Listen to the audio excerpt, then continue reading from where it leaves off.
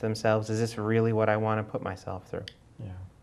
Because I'm not seeing an easy road ahead. I'm not seeing a road where I'm going to get any support. Right. And I might be in physical danger. Yeah. In some instances, that has happened. Will transitioning cost me my job and put me on the street? Right. Yes, which is a very real possibility. And so the alternative is you stop transitioning and wind up killing yourself, right? Right. Well, that's one possibility. So it's a bad choice, you know. It's a horrible, horrible situation. Yeah. Anyway, I don't want to bring everybody down. Certainly, we have other things to talk about. I'm going to talk just very briefly about our friend, because I've been wanting to do this for some time, and this is late because it took me forever to get over to check our P.O. box. So you know, and it's one of those things I just hadn't gotten there, and so. So we have friends. We have friends in the Connecticut correctional facilities who watch us, which is really very cool. And you know, that's our captive audience. I know that's terrible, but they're out there. They watch us, and we have a friend, and I won't use his name. I'm going to protect his anonymity. But he sent us a very nice note, and at some point he has agreed when he gets out to be on our show. So, but he sent us some lovely handmade cards, which I thought were really wonderful, and so we put them on the capture cam, and there they are. So you get to see them. They were just beautiful. The artwork really is exquisite. I love those. It was just, and there's more, but you'd have to open them, and we can't do that on the capture cam, But they were just beautiful, and I just wanted to say thank you to our friend, whose name I won't use, but the cards were lovely. An artist, obviously, and very, very nice, and thank you. And we will be writing back to this person soon. I just like to say I was late getting to the post office box, so that sat on there for quite a while. But anyway, I just wanted to, before I forget, I wanted to say that, because I've been meaning to say that for several weeks, and we just haven't had a chance. But thank you to that person. Hopefully he's watching tonight. Well, according to his letters, there's a bunch of folks that watch every week. Which is so cool. That's wonderful. It is. I like it. I'm very happy that we have dedicated viewers out there. That is so cool. Anyway. So what else is going on in the community? Well, I got a letter. I'm on a mailing list for the Transgender Legal Defense and Education Fund. Okay. And they've initiated an action against a restaurant chain in Florida. Oh boy. They filed a complaint with the Florida Commission on Human Resources against Orlando McDonald's restaurant. Wow. For refusing to hire a 17-year-old because she's transgender. Wow. So evidently she applied for a position, and when they found out that she was transgender, she got a voice mail that I haven't listened to. Didn't get the interview she sought, and they refused to hire her. See, now this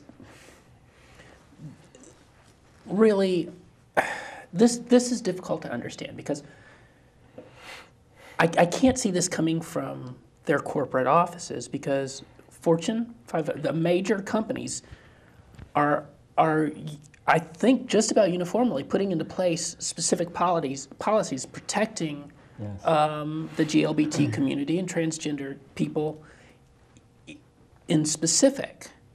It's just, these are legal battles that are going to be expensive, and they don't want to fight.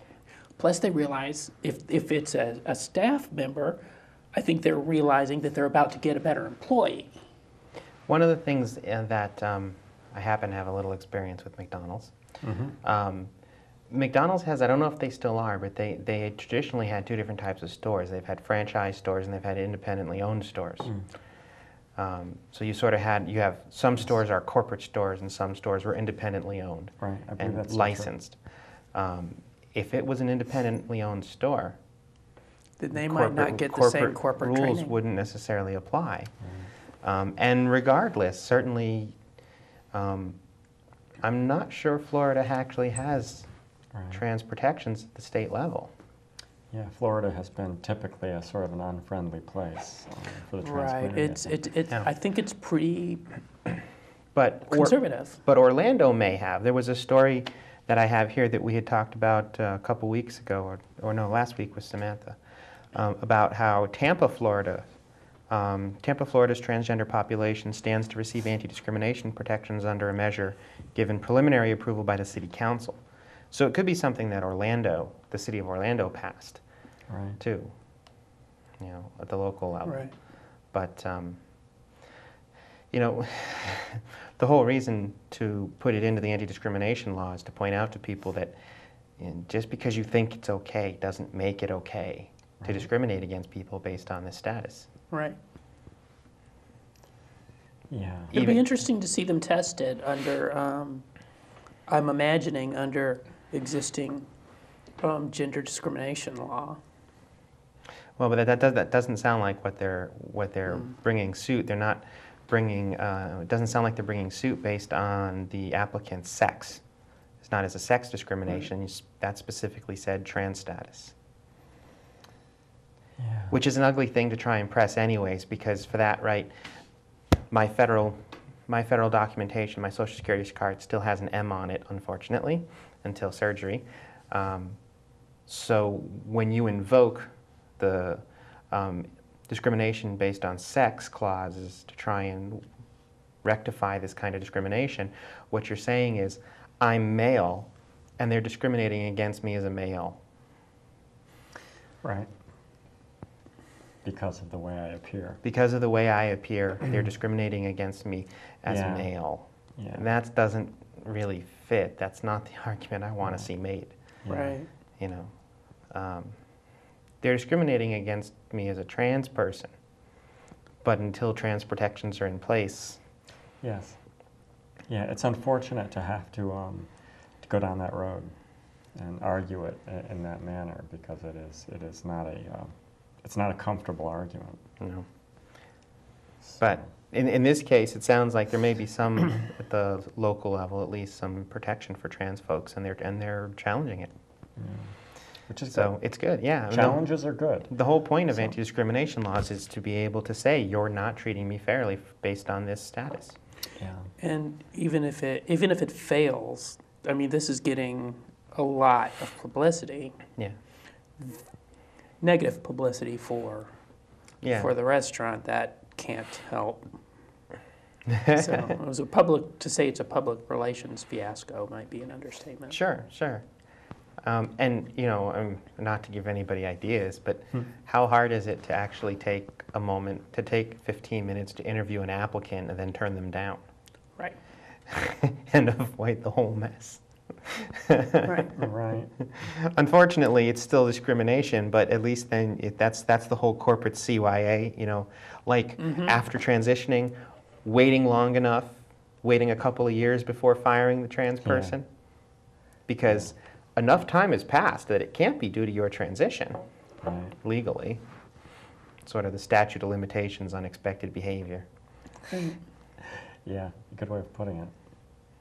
Yeah. That is a lot of companies, if they don't want to deal with you during and after your transition, have learned that if I fire you because of your transition, you're going to have a case. If I wait a couple of years and I claim that you're just not working out, or the economy has downturned, or we need to downsize your job. Yeah, exactly. It's a lot harder to prove. Right. Still there. Still happens. Oh, Still yes. wrong. Yeah, it sure does happen. Yeah, unfortunately, that's true. But we still don't have protection in this state. Nope. And hopefully that will change. hopefully this will be our